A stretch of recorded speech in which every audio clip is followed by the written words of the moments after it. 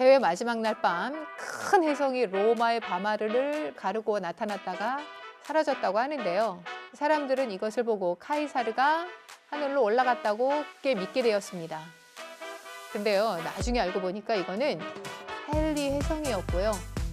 76년 주기로 태양을 돌고 있는 혜성으로 밝혀지는데 기가 막힌 타이밍에 올라갔던 거죠. 안토니우스는 클레오파트라와 결혼한 후 드디어 파르티아 원정을 떠나게 되는데요. 로마인에게 있어 파르티아 원정의 진정한 의미는 크라수스의 패배에 대한 서력과 파르티아를 제압해서 유프라테스 강을 방어선으로 확립하고 포로 병사 10,000명을 데려와야 한다는 의무감이 있었는데요. 파르티아를 정복해서 갖겠다는 것이 아니었어요. 그런데 클레오파트라는 파르티아를 정복해서 갖겠다라는 이 야심을 갖고 있었습니다.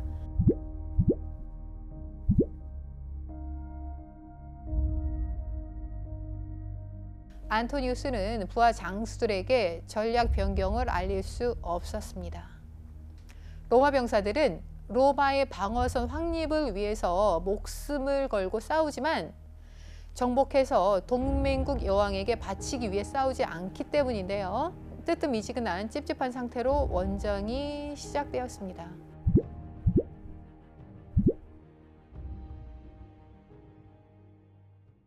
안토니우스의 병력은 11만, 파르티아는 4만이었고요. 파르티아에 수레나스 같은 명장이 없었기에 로마군의 압승이 예상되었습니다. 누가 이겼을 거라고 생각하세요? 당연히 로마군의 승리를 했어야 함에도 불구하고 안토니우스가 원정을 4년 동안 미루는 동안 파르티아군의 주력이 중기병에서 경기병으로 바뀌었는데요. 정보 수집의 중요성을 알지 못한 안토니우스는 파르티아군의 변화를 파악하지 못했고요. 예전 방식으로 그대로 전략을 세우게 되었습니다. 또한 안토니우스는 원정의 목적이 방어선 확립이 아니라 파르티아 정복에 있다는 사실을 숨기고 있었지만 오리엔트 제후들은 이미 파악하고 있었어요. 이집트 여왕이 로마군을 이용해서 야망을 달성하면 오리엔트 제후들은 현재의 자리에서 쫓겨나기 때문에 파르티아 편에 붙게 되는데요. 안토니우스는 전투만큼이나 중요한 외교의 필요성에 대해서 인식하지 못하고 있었습니다. 그래서 파르티아와 중동 연합군이 하나가 돼서 로마를 공격하는 대결로 바뀌게 되었습니다.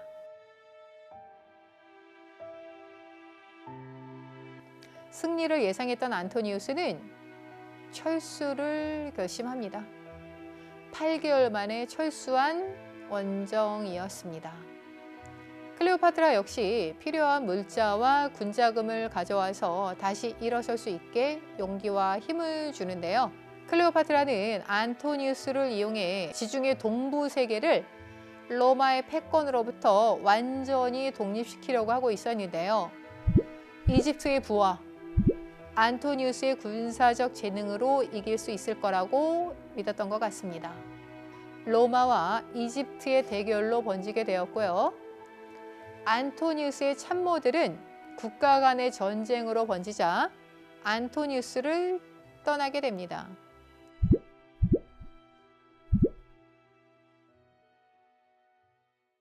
안토니우스 진영에서는 지상전과 해전 중 어떤 것을 먼저 치를 것인지에 대해 의견이 갈라졌는데요.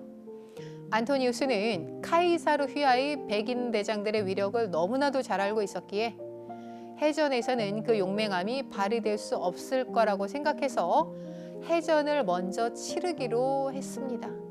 그런데 작전 회의 때마다 클레오파트라 의견에 총사령관인 안토니우스가 질질 끌려다니자 병사들은 로마의 충성을 맹세한 거지 이집트 여왕의 남편에게 충성 맹세한 것이 아님을 밝히고 옥타비아누스 진영으로 옮겨가는 사태가 속출했습니다.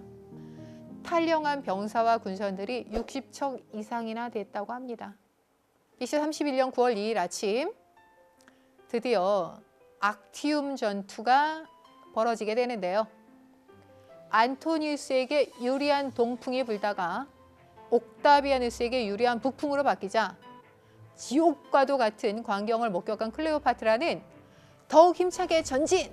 돌격을 외친 게 아니라 빨리 돛을 올려서 도망가자! 였다고 합니다. 전속력으로 빠져나가자 이 광경을 본 안토니우스는 장군으로서 모든 걸 걸고 싸워서 이기자!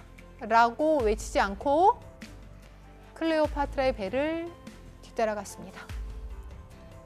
탈출하면서 뒤에 남겨진 함대가 아그리빠에게 포위되는 광경을 보게 되는데요. 프레비자만으로 들어가려고 했지만 입구가 좁아서 들어가지 못하고 그 부하들이 다 노를 들어서 항복하는 부하들의 모습을 보게 되었습니다. 지상군이 기다리고 있는 파트라스도 잊은 채 클레오파트라를 따라가지 않고 리비아의 키레나이카로 이동해 클레오파트라에게 혼자 살고 싶으니 내버려 달라라는 편지를 보냈는데요. 그러나 클레오파트라는 이집트로 와달라는 편지를 보내요.